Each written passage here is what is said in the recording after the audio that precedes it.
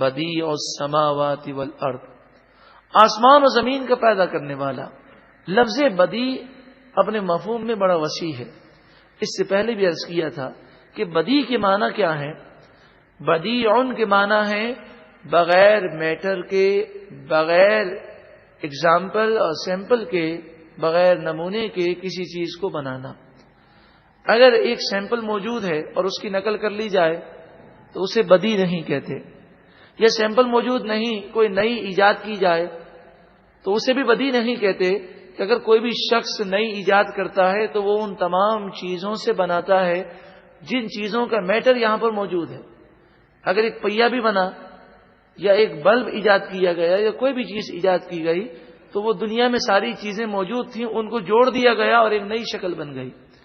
اللہ تعالیٰ آسمان و زمین کا ایسا پیدا کرنے والا ہے، نہ تو آسمان و زمین کی اگزامپل سیمپل پہلے موجود تھا اور نہ ہی اس کا میٹر، اس کی مٹی اور یہ چیزیں موجود تھیں۔ اس نے اپنی قدرت سے فرمایا کن ہو جا فیکون، تو وہ ہو گئے۔ ارشاد فرمایا انا یکون لہ ولد، اس کی اولاد کیسے ہوگی؟ ولم تکن لہ صاحبہ، حالانکہ اس کی بیوی ہی نہیں۔ یہ سمجھانے کے لیے یہ انداز اختیار فرمایا گیا کہ بھئی یہ مشرکین کہتے ہیں کہ اللہ کی بیٹیاں ہیں فرشتے، حضرت عیسیٰ علیہ السلام اللہ کے بیٹے ہیں، نعوذ باللہ من ذالک، حضرت عزیر کے بارے میں اس طرح کہتے ہیں۔ تو یہ مشرکین یہ نہیں سوچتے کہ جب اللہ کی بیوی نہیں تو بیٹے کہاں سے ہوں گے، اولاد کہاں سے ہوگی۔ یہ ایک سمجھانے کا ایک آسان انداز ہے۔ مفہوم یہ ہے کہ وہ بیوی سے بھی پاک ہے، اولاد سے بھی پاک ہے۔ وَخَلَقَ كُلَّ شَيْءٍ، ہر چیز کو اس نے پیدا فرمایا۔ وَهُوَ بِكُلِّ شَيْءٍ عَلِيمٌ، اور وہ ہر چیز کو خوب جاننے والا ہے۔ ذَلِكُمُ اللَّهُ رَبُّكُمْ، یہ اللہ تمہارا رب ہے۔ لا الہ الا ہو، اس کے سوا کوئی معبود نہیں۔ خالق کل شیء، ہر چیز کو وہی پیدا کرنے والا ہے۔ فاعبدوہ، پس تم اسی کی عبادت کرو۔ وہو علی کل شیء وکیل، اور وہی ہر چیز پر نگہبان ہے، ہر عمل سے واقف ہے۔ لا تدرکہ الابصار، آنکھوں کی طاقت نہیں کہ وہ اس کو گھیر سکیں۔ ہم کسی بھی چیز کو دیکھتے ہیں، آپ اگر اس اسکرین کو دیکھ رہے ہیں تو اب غور کیجئے گا کہ اس اسکرین کی پوری لمبائی اور چوڑائی کا احاطہ آپ کی آنکھیں کر رہی ہیں، اور اگر ہم تصور کریں تو دماغ میں، ہمارے ذہن میں اس اسکرین کی تصویر بنتی ہے اور وہ پوری بنتی ہے۔ تو اللہ تعالی وہ عظیم الشان ہے، وہ بلند و بالا ہے، وہ خالق کائنات ہے، تو کسی نگاہ کی طاقت نہیں کہ وہ اللہ تعالی کا احاطہ کر سکے۔ ہاں، جسے اللہ تعالی چاہے وہ طاقت عطا فرمائے۔ محبوب کریم صلی اللہ علیہ وآلہ وسلم نے اللہ تعالی کا دیدار کیا، لیکن دیدار کس طرح کیا اس کی کیفیت ہم نہیں بتا سکتے۔ جنتی جنت میں اللہ کا دیدار کریں گے، وہ کیسے کریں گے؟ جب وہ جسم سے پاک ہے، جگہ سے پاک ہے، آگے پیچھے دائیں بائیں قریب دور ہونے سے پاک ہے، وہ سمت سے پاک ہے، تو پھر وہ جنتی جنت میں اللہ کا دیدار کیسے کریں گے؟ تو فرمایا گیا کہ یہ کیسے، کیوں، کیا یہاں چھوڑ دیں، جب دیکھیں گے تو دیکھ کر بتائیں گے۔ تو یہ علم غیب ہے جو دیکھے بغیر ہم اس کو سمجھ نہیں سکتے۔ وَهُوَ يُدْرِكُ الْأَبْصَارَ، اور وہی تمام نگاہوں کو گھیرنے والا ہے۔ وَهُوَ اللَّطِيفُ الْخَبِيرُ، اور وہی لطیف ہے، لطف فرمانے والا ہے، خبیر ہے، خبردار ہے، ہر تمہارے عمل سے واقف ہے۔ قَدْ جَاءَكُمْ بَصَائِرُ مِن رَبِّكُمْ، بے شک تمہارے پاس تمہارے رب کی طرف سے آنکھیں کھولنے والی نشانیاں آ گئیں۔ بصائر کہتے ہیں ان چیزوں کو جنہیں دیکھ کر آنکھیں کھل جائیں، عبرت حاصل ہو۔ فمن ابصر فلنفسہ، چیزیں تو ہیں دیکھنے والی، آسمان کو دیکھیں، سورج کو دیکھیں، چاند کو دیکھیں، زمین کی انداز کو دیکھیں، بارشوں پر غور کریں تو قدرت کی نشانیاں موجود ہیں، فمن ابصر فلنفسہ، جو دیکھے گا، غور کرے گا، ایمان لائے گا، اپنا بھلا کرے گا، اپنے نفس کے لیے وہ دیکھے گا۔ ومن عمی، اور جو ان قدرت کی نشانیوں سے اندھا رہے گا، غور نہیں کرے گا، فعلیہا، تو اس کا گناہ اسی پر ہے، اس کا نقصان اسی پر ہے۔ وما انا علیکم بحفیظ، اور میں تم پر نگہبان نہیں ہوں، یعنی تمہارے برے اعمال کی وجہ سے میری گرفت نہیں ہوگی۔ وَكَذَلِكَ نُصَرِّفُ الْآيَاتِ، اور اسی طرح ہم آیتیں کھول کھول کر بار بار بیان کرتے ہیں۔ یہ آیتیں کیوں بیان کی جاتی ہیں؟ تو اس کی علت بیان کی گئی، وَلِيَقُولُوا دَرَسْتَ، اور اس لیے کہ کافر بول اٹھیں کہ تم تو پڑھے ہو، وَلِنُبَيِّنَهُ، اور تاکہ ہم ان آیتوں کو بیان کر دیں، لِقَوْمٍ يَعْلَمُونَ، اس قوم کے لیے جو علم رکھتی ہے۔ اتبع، اے محبوب آپ پیروی کیجئے، ما اوحی الیک من ربک، اس وحی کی جو آپ کے رب کی طرف سے آپ کی طرف کی جاتی ہے۔ لا الہ الا ہو، اللہ کے سوا کوئی معبود نہیں۔ وَأَعْرِضْ عَنِ الْمُشْرِكِينَ، اور مشرکوں سے اعراض کر لیجئے اور ان سے ہمیشہ دور رہیے۔ وَلَوْ شَاءَ اللَّهُ مَا أَشْرَكُوا، اگر اللہ تعالی چاہتا تو وہ شرک نہ کرتے۔ اس کے معنی کیا ہے؟ اس کے معنی یہ ہے کہ اگر اللہ تعالی چاہتا تو ان میں طاقت کو ختم کر دیتا۔ یہ بت کے سامنے جھکنے جاتے تو ان کی کمر اکڑ جاتی، پاؤں پر فلج پڑ جاتا۔ لیکن اللہ تعالیٰ نے دنیا میں یہ نظام بنایا کہ انسان اور جنات کو اختیار دیا کہ وہ نیکی کی راہ اختیار کریں تو ان کی مرضی، برائی کی راہ اختیار کریں تو یہ ان کی مرضی۔ عقل مند دانا وہی ہے جو جنت کی راہ کو اختیار کرے۔ وما جعلناک علیہم حفیظا، اور ہم نے آپ کو ان پر نگہبان نہیں بنایا۔ معنی یہ ہے کہ آپ رنجیدہ نہ ہو، یہ ایمان نہیں لاتے، آپ نے تبلیغ کا حق ادا کر دیا، آپ سے یہ سوال نہ کیا جائے گا کہ یہ ایمان کیوں نہیں لاتے۔ وما انت علیہم بوکیل، اور آپ ان پر وکیل نہیں، یعنی ان کے معاملات کے آپ ذمہ دار نہیں ہیں۔ ولا تسبوا الذین یدعون من دون اللہ، اے مسلمانوں ان بتوں کو برا نہ کہو جن بتوں کو مشرکین اللہ کو چھوڑ کر پوجتے ہیں۔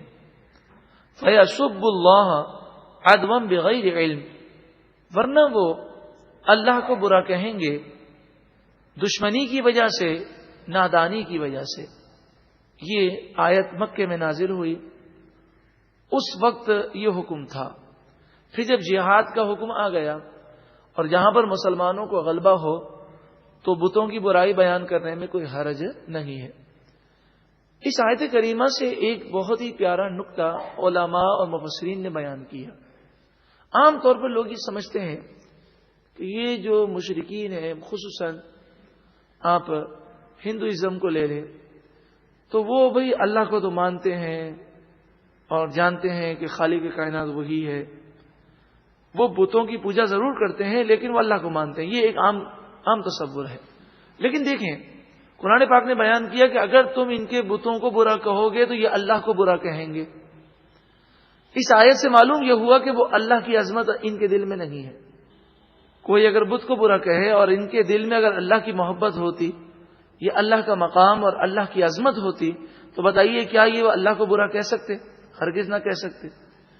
تو علامہ شاہ ولی اللہ علیہ رحمٰن الفوز الکبیر، جس میں آپ نے اصول تفسیر لکھے ہیں، اس میں بیان کرتے ہیں کہ بات دراصل یہ ہے، ان مشرکین کا یہ عقیدہ تو ہے کہ ساری کائنات کو اللہ نے بنایا، وہ آسمان اور زمین کا پیدا کرنے والا ہے، لیکن ان مشرکوں پر بتوں کی محبت ایسی غالب آ گئی کہ انہوں نے یہ عقیدہ بنا لیا تھا، اور آج بھی یہی عقیدہ انہوں نے بنا لیا، نعوذ باللہ من ذالک۔